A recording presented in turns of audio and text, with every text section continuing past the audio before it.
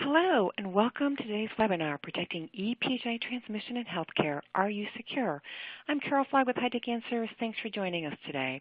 Before we begin, let's cover a few housekeeping items. First, you should see a Q&A box in the top right area of your screen. At any point during our session today, feel free to submit a question to us in the Q&A area. We will try to answer your questions during the webcast, but if a more complete answer is needed or we run out of time, we'll reach out to you after the webinar and we'll answer your questions. We encourage you to raise as many questions as you can, as we will capture all the questions posed in today's event. Also, at the bottom of your screen, you will notice a green file folder icon. This is our resource list, and in this folder, we've enclosed relevant white papers and documents pertaining to today's topic and event. We'll also send you an email after this event with some papers along with a recording of today's event. And now I'd like to introduce our presenter and speaker. We are pleased to have Brad Spanbauer presenting. Brad is the Senior Director of Product Development at eFax Corporate and is also the HIPAA Privacy Officer for J2 Cloud Services. He is responsible for product strategy and operations for the eFax Corporate suite of solutions. Brad, welcome to today's presentation, and thanks for getting this put in order for us. Well, thank you for inviting me, Carol. I'm always happy to be joining you on these topics. This one in particular is quite near and dear to my heart, as in both of my roles here at J2 and eFax Corporate. With part of that, I'm responsible for defining and explaining the HIPAA security guidelines as they relate to our products. And as much as I live and breathe all of this stuff, I find that there's still a fair amount of confusion with our customers and in the marketplace, and sometimes even internally around ePHI and our security guidelines. So wouldn't surprise me if I prattle on too long during this webinar. With that, let's take a look at our agenda. So we're going to be covering the following topics today.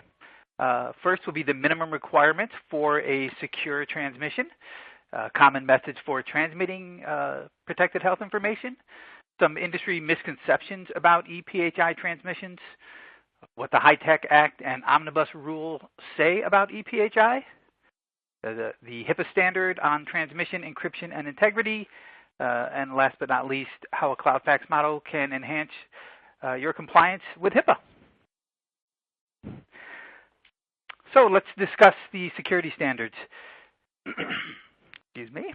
Transmitting and receiving protected health information, or ePHI, as I'll call it through the rest of this webinar, is at the core of healthcare. Covered entities sending ePHI to business associates, for example,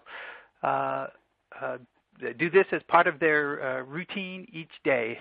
However, protecting the highly sensitive information has become an extremely challenging task for those of you in healthcare, as demonstrated by the high volume of data breaches that happen each year. And I'll say those are growing. So if you're a covered entity or a business associate, you might be asking yourself, are we doing everything that HIPAA mandates? What constitutes a secure transmission, and are we compliant with at least the minimum standards? Some of the common questions and misconceptions about HIPAA that I frequently hear from healthcare covered entities is, what is secure? Does HIPAA require encryption? Is email secure? And what type of encryption is required for mobile devices or laptops? This confusion is really understandable because HIPAA and the security rule were written at a time before the BYOD, or the Bring Your Own Device environment, existed, years before smartphones. And the security rule is worded somewhat ambiguously. The administrative, physical, and technical safeguards required to protect PHI, including many of the addressable requirements, which are intentionally left to each CE and that's covered entity and business associate's discretion. And one last thing, when I talk about BYOD, think about when iPhones came out, which was many, many years after these rules were written, and I don't think people had in mind that when they were writing the rules that we'd be looking at PHI on our cell phones. So let's take a quick review of the security standards and the HIPAA security rule, so we have a framework as to what constitutes secure transmissions and security of ePHI, both at rest and in motion. So what is your responsibility if you're a covered entity or a business associate? The security rule and implementation specifications are written rather broadly and discuss a flexibility of approach, in quotes, intended to allow the covered entity to reasonably and appropriately implement the standards and specifications. When you're deciding which security to use, a covered entity must take into consideration a number of things, including the size of your business or your office, the complexity and your capabilities. You have to look at your technical infrastructure, your hardware and software security capabilities, the cost of these security measures because they don't come for free, and the probability of risk to your ePHI. The rule further stipulates that these measures must be taken into consideration with a required risk analysis and a risk management policy as part of the overall security standard. So where is encryption addressed? The technical safeguards under the security rule address encryption in two areas. One is access control and the other is transmission security. Access control and encryption are intended to allow access of ePHI on information systems only to persons, that's somebody sitting in your office, or software applications, like in EMR, that have been granted access. Interestingly, this is not required in the implementation specification, but is an addressable requirement. And I'll talk more about required versus addressable a little bit later. Transmission security is also not a required standard, but an addressable standard. It calls for implementation of technically secure measures to guard against unauthorized access of ePHI that's being transmitted over an electronic communications network, something like the internet or your internal network, fax by mail, Wi-Fi, healthcare applications, and things like that. As you can see, most specifications are addressable, leaving it up to the discretion of the covered entity or business associate to determine what's reasonable and appropriate. So the bottom line is the security rule doesn't expressly mandate encryption or a solution or type of encryption to be used. In other words, in the broad context of these safeguards, your organization's security risk analysis along with your risk management process are key. If your organization sees encryption as reasonable and appropriate, then you must implement a mechanism to encrypt and decrypt that ePHI. The rule also states that if you don't implement encryption, you may either A, implement alternatives to encryption, or B, not implement security measures and document that decision. To be clear, though, this is not a free pass to ignore the security rule.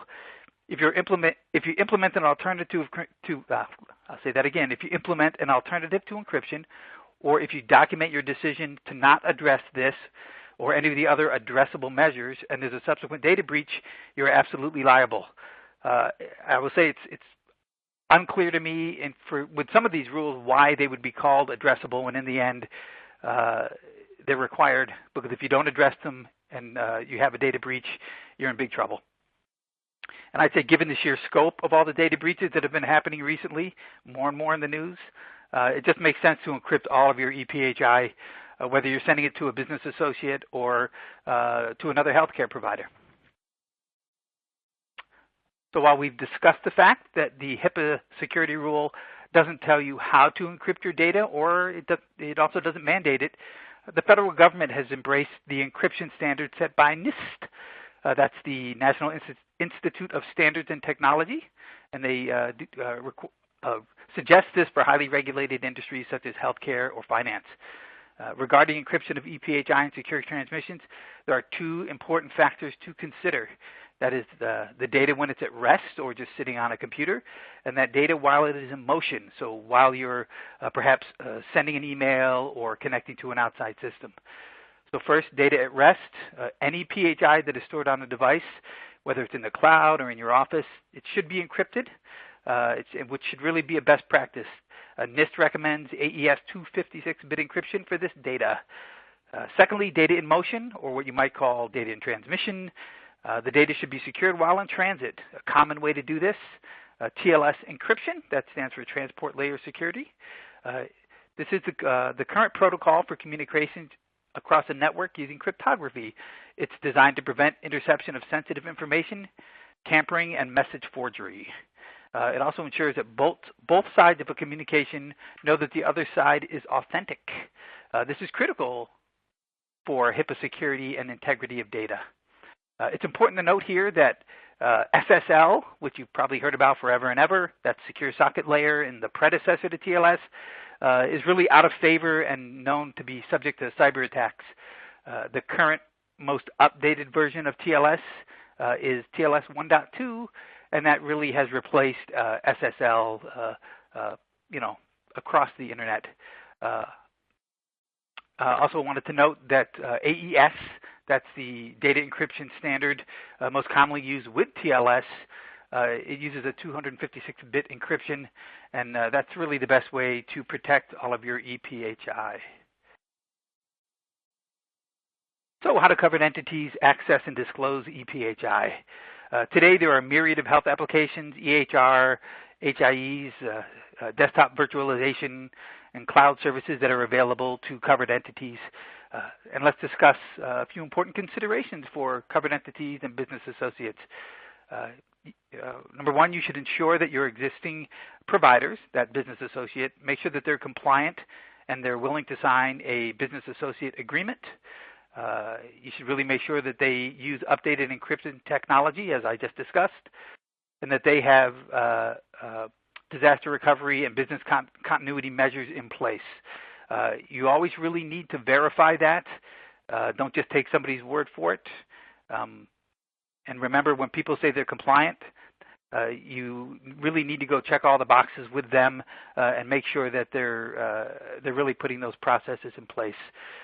So with that, let's take a look at a few compliance myths before we talk about some of the pitfalls.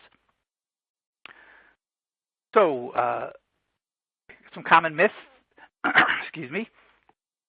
We'll talk about the HITECH and Omnibus rule afterwards, and talk about breach notifications and protecting your ePHI. So a few myths here. Email is secure as long as it goes only to the appropriate covered entity, business associate, or authorized recipient. As you can tell, it says false across the middle here. After a device that contains ePHI is disposed of, our organization is no longer liable for the data on it. Or as long as a healthcare provider keeps their mobile device secure, it's okay to text a coworker information that might contain PHI. Or another big one here, and this is one that we're fully aware is false, and that is if a BA suffers a breach, they're liable, not us. So all of those things are, in fact, not true. So let's start with email. It's been in the news recently. Several universities have been out of compliance when employees have sent emails to the wrong people. In one case, somebody had a typo and sent thousands of medical records to the wrong person at a different domain. Another case, an employee accidentally sent a list of thousands of records with ePHI as an attachment by email to another employee, exposing them to an unauthorized individual. And remember, when that stuff happens, it must be reported. If you retire a device or it's lost or stolen, a mobile device, if there's ePHI on that, you're responsible for it. Even if you were leasing a device and returned it. And lastly, healthcare workers, whether they be physicians or business associates, they're not allowed to text PHI. Remember, a standard text message is not encrypted. You need specific applications for that.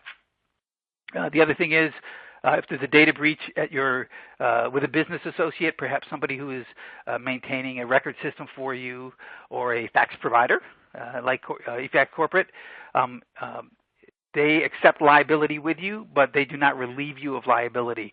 So you need to make sure that you have a good level of trust with your BA to ensure that they stay secure, and in that way you stay secure and reduce your liability. So on to the next slide. We're going to touch a little bit on HITECH and the Omnibus rule. So the Omnibus rule became law in March of 2013 and is aimed at enhancing patient privacy while increasing government control over those associated laws. It moves some of the provisions of HITECH under HIPAA. The key provisions around that were with breach notifications. It addressed business associates and subcontractors, and there were changes to the notice of privacy practices. In that area, for notice of privacy practices, or NPP as they're called there are updates around selling PHI because people still try to do that, release of psychotherapy notes, being able to opt out of fundraising and things like that. It also put in there something really important, and that is the right to be notified in the event of a breach. So it added pretty specific guidelines around breach notifications. So let's touch a bit on the HIPAA standard. It's worth pointing out here another factor in the HIPAA law that makes it difficult for covered entities and their business associates to know if they're truly in compliance. The law's language is intentionally vague, leaving room for interpretation by the business regulated under the law. You can see here that the primary rules governing ePHI data protection call for ensuring confidentiality and protection against reasonably anticipated threats, and that your organization should reasonably and appropriately implement security measures. That's nice and vague. It doesn't give you any specifics there. The explanation regulators have always given for leaving the text open to interpretation rather than setting out specific protocols and step-by-step plans is that technologies will change with time. And I would say my smartphone reference shows that that's true. And it also means that unless you're a HIPAA compliance expert, you really should be engaging the service of somebody who knows HIPAA intimately. Also, one other tip here, if you're planning to go it alone and bringing your company or your business into HIPAA compliance, the law also breaks its rules for compliance into two main categories, required and addressable. And as I mentioned earlier, don't be fooled by the word addressable thinking it's something less than required. We recommend wherever the law's text says something is addressable that you take no chances there and treat those clauses as if they are required. So secure transmission requirements. Another way HIPAA breaks out its demands for maintaining security and ePHI. It has two transmission requirements. First, there's the encryption rule, which covers a covered entity or business associate to guard ePHI with sufficient encryption to ensure that it's not stolen in transmission or in motion. Secondly, there's the ePHI integrity rule, which demands that the data is protected in transit such that it can't be modified in transmission. And this brings me back to our earlier discussion point of TLS security. The National Institute of Standards and Technology has set that TLS is the safest bet for staying HIPAA compliant. A good part of the reason for this is that, as I mentioned earlier, the predecessor to TLS, SSL, has been proven to be vulnerable to the what's called a man-in-the-middle attack. It's a breach of data communication while in transit across the internet or a network. And in such an attack, the cyber criminal in the middle can grab the data being transmitted and modify it without either party even knowing it. The sender and recipient might think that they're engaged in a confidential communication over the internet, but in reality, there's a malicious third party modifying that communication. So that's a good example of where the HIPAA law benefits from being written without demanding the implementation of a specific technology or security protocol. Today, covered entities have a better encryption protocol, TLS, and it protects against that ePHI being modified. And it, again, didn't exist when the law was written. Okay, so now let's discuss some common pitfalls that all covered entities and BAs should look to avoid. Now that we've got a broader context for HIPAA, HITECH, the Omnibus rule, and what constitutes secure transmissions and protection of ePHI, here are a few pitfalls that we really should try to avoid. Number one is no documented data security or privacy policies and procedures. All of this stuff is required now. The rules are clear, and there are many companies who can help you if you're struggling as to what you need to document and what your policies should be. So if you can't do it yourself, if you're too small, don't have a security officer, you can absolutely, Google is your friend, and you can find companies to help you with those policies and procedures. You want to make sure that you don't have any unintended disclosure of ePHI. My simple example of that is when I walk into the doctor's office and they, in front of everybody in the room, ask for my personal data and leave the computer screen facing where everybody can see it. That's not compliant. You need to make sure that in the event of a lost or stolen device that those things are secured and encrypted. You need to make sure that you have your security risk analysis done following the security rule for software vulnerabilities and things like that. You also need to have a strong BYOD policy, or the bring your own device policy. I find many people, even when they are working towards compliance, seem to forget that what's on their cell phone or their iPad, if you're accessing ePHI that way, it must follow all the guidelines and be protected just like any other device in your office. And on to that next slide.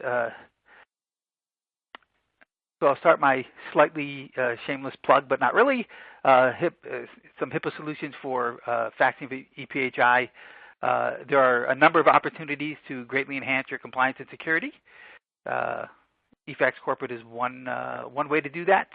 After you do a security risk analysis, if you're using a dated fax technology, like the old fax machine I used to have in my office, the issues with that in the modern world are there's no audit control or audit trail when you're sending information back and forth via just a hard copy of paper. Those machines are often left in common areas where anybody can see what rolls through on that fax machine, and there's no really access control unless you have it locked in a closet with a key. If those are things that are in your current world, you may want to look at moving to a secure cloud faxing model. As you recall, those things I mentioned for elements of secure transmission, access control, TLS, authentication, 256-bit encryption, the eFax Corporate product suite provides all of that stuff. So with that whole hosted cloud faxing model, we streamline your existing workflows. We save you money because it's cheap compared to the fax machine and paper and telephone lines. We maintain the security standards, and we upgrade as necessary, and we really help you improve your compliance. And you can even keep your own fax number. So just a few words about eFax Corporate and J2 Global. As Carol mentioned at the beginning of the presentation, I work for eFax Corporate, but I'm also one of J2's HIPAA privacy officers. We represent the #1 cloud fax solution in the world. The solution's trusted every day by many of the world's leading businesses, particularly large enterprise companies in heavily regulated industries like healthcare. It's our #1 industry. A very interesting milestone to note that half of all the ALM's top law firms who send highly sensitive data use eFax Corporate. We have millions of customers worldwide. Who send millions of faxes every day. We have a multitude of patents on cloud faxing and fax technology, and we're a safe and secure company. We grow quarter over quarter. Our market cap is over $3 billion, billion with a B. And with that little sales pitch out of the way, onto our next slide. We'll be sending out this slide deck, and these links will be live for you. But there are a number of helpful links in here related to HIPAA and legal requirements around security and encryption, and we'll send this to you after the webinar. So let's transition to some Q&A. I know that there are questions that have popped up during the webinar, and Carol, if you want to throw those at me, I will answer them with vigor. You got it. Yeah, Brad. And just to my audience, if you've got a question to pose, we've got a few minutes to answer. You can use the Q&A area found on the top right area of your screen. All right, too much coffee today. So first question, how do these requirements, I'm not sure the attendee what that means, but how do these requirements affect a device manufacturer which develops products which may have ePHI flowing through them? Well, for them, I would believe that the manufacturer itself, unless they are somehow a BAA for a different company, I don't believe that they would have any compliancy requirements. The people who use those devices and or if somebody's selling them as a compliant solution, they would have some liability and need to make sure that they are compliant. But I don't believe the device manufacturer themselves would be having to worry about it, other than if they say that they are supporting some level of encryption, that they really are. It's a matter of, if I'm correct, it's a matter of anybody or anything touching the actual PHI. So right, it's and that's where the BA agreement comes into play. That is correct. Yeah. All right. Do you work with EHR applications to auto-send faxes to physicians? Just asking. That's a great question. Just asking. Oh, yeah. Short answer, yes.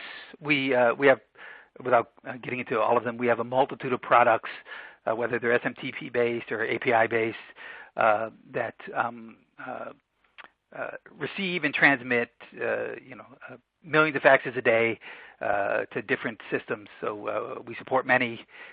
We can follow up with whoever asked that after the webinar to get specifics to answer that question. And a reminder to everybody who's asking questions are starting to come in now. If we don't answer the question completely, you will get a more fully formed response, if that's fair to say, after the event. Okay. I thought faxes sent over phone lines do not have to be encrypted, since it's basically the same as PHI being spoken over the same phone lines. Is that not correct? So you are correct with the transmission of the fax, but what happens on the sending end and the receiving end with that PHI is where things can become problematic. If you leave something in a fax machine, which is very common in a common area, that data is no longer protected. So that's where problems usually come into play. The other is for more and more companies, although you might be sending from a fax machine, the person on the receiving end might be using a cloud-based or a server-based solution, and they need to be cognizant of the fact that that data needs to be protected once it lands somewhere. Yeah. Why are old-fashioned this is a great question. Why are old-fashioned fax machines not considered compliant when they are located in a secure area? Well, again, I think I mentioned this previously. It all depends on who has access to that machine. So if it is in a secure area and you're vigilant to pick up every fax and file it away the way it needs to be, then you're good. But in practice, I've walked by probably thousands of fax machines that have paper hanging out of them, even in doctors' offices. And if I can walk by and grab that paper, it's not in compliance. So it's not the machine itself it's fine. It's what happens to that data once it's again landed at its destination. And I would just sort of as similar to that is if you're in many larger offices now, instead of having a separate fax machine, there might be a multifunction device, one of the big copiers that a group of people use. Sure. A lot of people fax from those now, and whether you're faxing from there over a cloud-based solution like the eFax Corporate, or if you have a fax server sitting in the back room and it goes through that, if you put a fax on the glass, fax it, and walk away from the machine, you've just left PHI sitting out there. And again, that's where you can fall out of compliancy right away. So you can have all the technical compliance in the world, but if you're not following all of the rules and safeguards, you don't have all the safeguards in place, that's where things can get funny. And I think you already answered this question. Is your software already installed in any EMR or EHRs? I think the person, and if I'm wrong, chat me, but I think the person's asking, is your product already woven into any existing EHR or EMR products? Well, no, it wouldn't be. let me describe it. It wouldn't be there's not a separate application that is embedded within the product. The product will try to communicate in and out either via SMTP or one of our various APIs. So most of those products have a way that they want to communicate, and we just make sure that we are able to connect and communicate with them in a secure manner. And you mentioned the API side of that. I think that's an important factor here too, right? Yeah, yep. If you're a small physician's office and you're not doing anything via an API, you might have an application running that wants to email things. So we're absolutely set up to send faxes via SMTP. Again, that can be done via a TLS connection, so it's secure in transit when it gets to us. If you have it set up to where it's stored, it is secure at rest.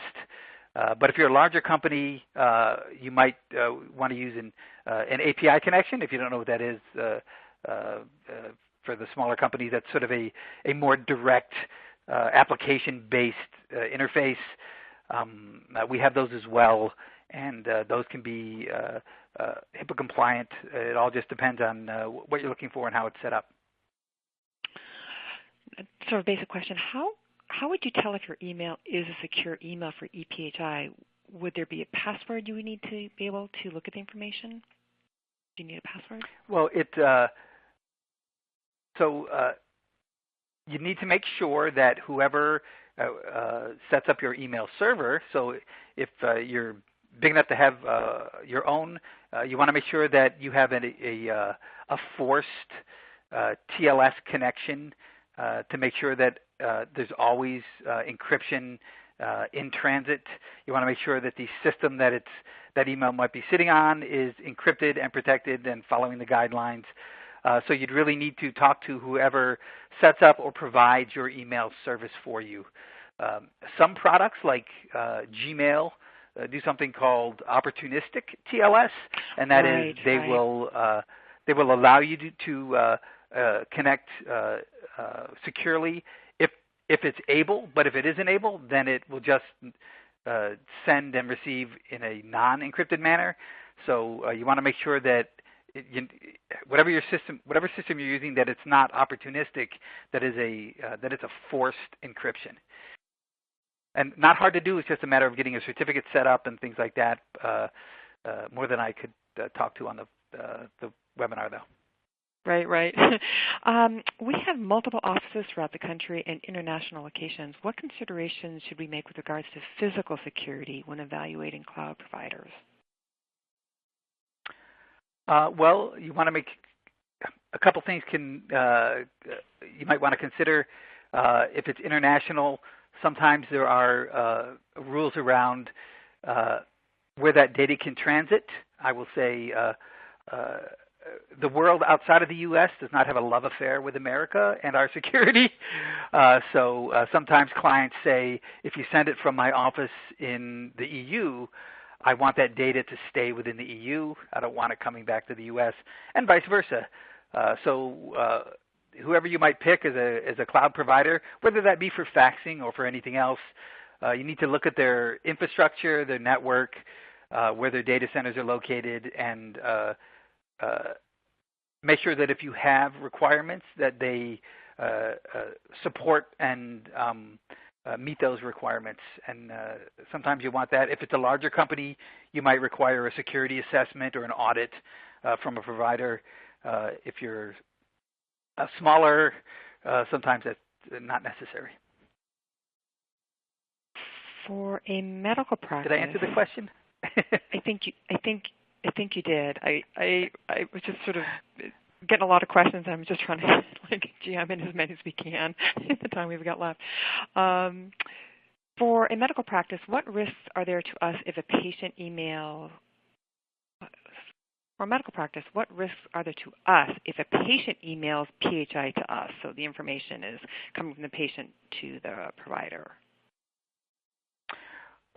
Gee, that's a great question. If they email it to you, number one, maybe you'd want to say don't email us that information.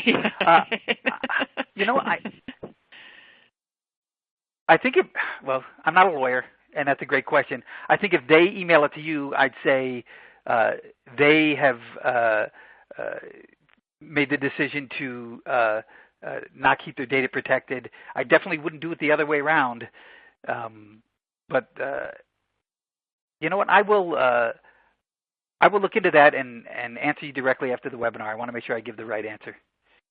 Yeah, and I think too, part of this is, patient portals are just becoming so ubiquitous, and certainly have to be part of the process if you're in the EHR incentive program. And so the idea is to, of course, that training of your patients to create a profile and use a patient portal for that kind of communication. Yeah, and I know sometimes the reason that doesn't happen is there can be, with so many new portals coming into play, sometimes there can be frustration around access and how that data is presented. Yeah. So I think finding the right portal can help prevent folks from saying, I give up, I just want to email it to you. Right, right. Well, hence the proliferation of now there are patient portal aggregators. Right. kind of crazy, right?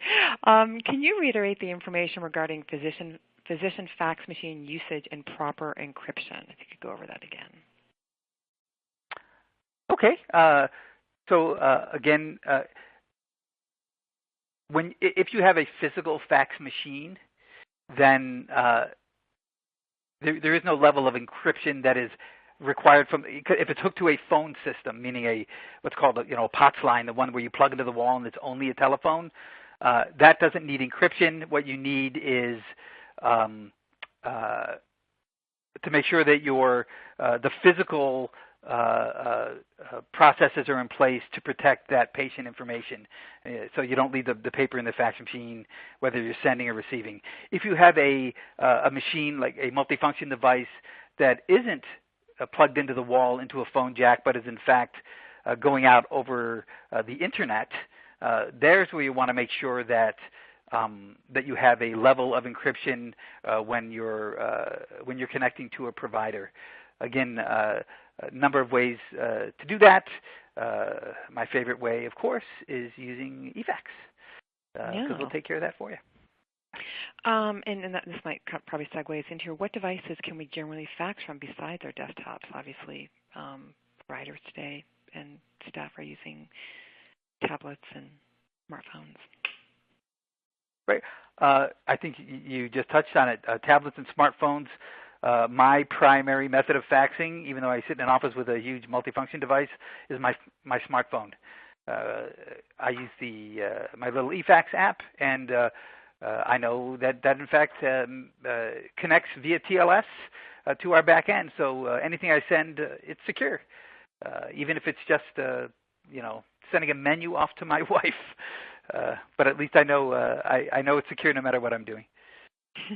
And this is sort of a soliciting your opinion on whether you think there'll be any new HIPAA legislation when the next administration moves in. Of course, in 2013 the Omnibus was really it had been a while since there was a major change to HIPAA, the HITECH Act, and then the Omnibus. Do you see anything with any new, be it Democrat or Republican, any crystal ball? I would say that based on how long it has taken for each update to the rules to come into play, since the latest ones just sort of rolled in, 2013 might sound like a long time ago, but in the world of healthcare regulation, it's not. And the fact that audits have just kicked off this year with any sort of vigor, I personally don't think there are going to be any major changes in the near term. But, I don't have a crystal ball, and who knows who's going to get in there and lead the show. But I wouldn't expect anything in the short term. Yeah, I think I guess my thought too is I think a lot of what's going on in the cybersecurity arena, and I know we're going to be touching upon that in our next webinar together. I don't know if that might be more of an area with future HIPAA implications or not, but certainly a lot of attention right now on cybersecurity. One of the attendees shouted in they would definitely appreciate an answer to the patient emailing us as well. So obviously that seems to be a common issue for the providers out there. I will find out the answer there, and maybe we can just share that out with everybody on the webinar. Yeah, that'd be great. And with that, we only have a couple minutes left. I want to remind everybody on the webinar that a copy of this recording, some various white papers, will be sent out after this event, along with the slide deck, which of course has those live links to the various resources that Brad has provided, the information he's provided, as well as some information about the eFax corporate products. Brad, any last thoughts before we wrap up today's webinar? I guess I'd say don't get overwhelmed as you look at this sort of what can be sometimes technical gobbledygook. If you just follow the rule that I tell most people internally, keep everything secure and protected. How we do that, there are various methods to do that, but as long as you're working to keep stuff protected and secure, you're probably going to be okay.